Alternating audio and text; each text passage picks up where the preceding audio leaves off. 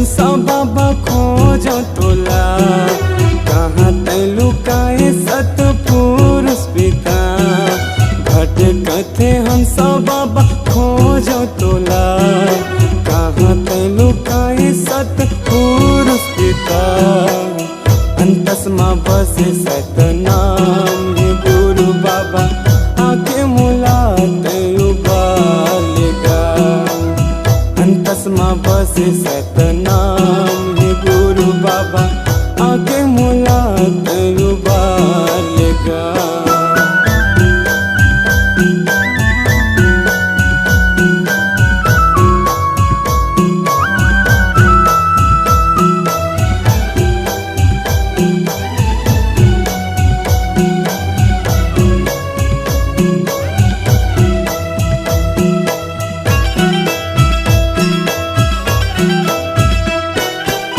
गुरु बाबा कारण हारा, सुन ले मोर गुहार गा, सुन ले मोर गुहार गा। जंगल झाड़ी पहाड़ पर्वत कहाँ कहाँ मैं खोजूंगा, कहाँ कहाँ मैं खोजूंगा।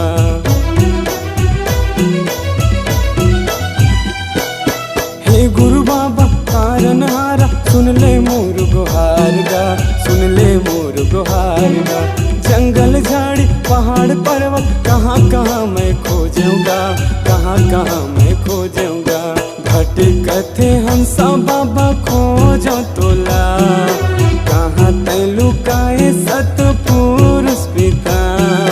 घट कथे हंसा बाबा खोजो तोला, कहाँ तैलू काए सतपुरुष पिता।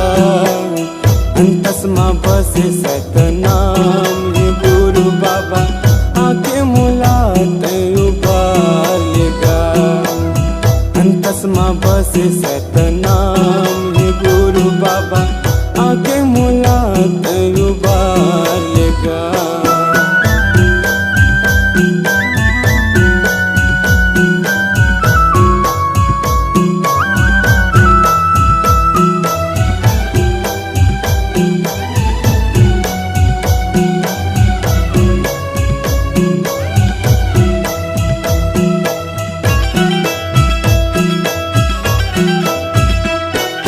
मन के मनौती पूरा कर दे, दे दे आशीष छाऊंगा, दे दे आशीष छाऊंगा।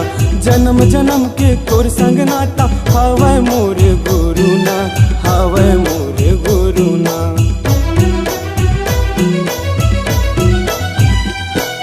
मन के मनौती पूरा कर दे, दे दे आशीष छाऊंगा, दे दे आशीष छाऊंगा।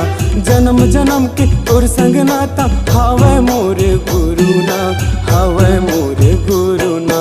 घट कथे हंसा बाबा खोजो तोला, कहाँ तैलू काए सतपुरुष पिता।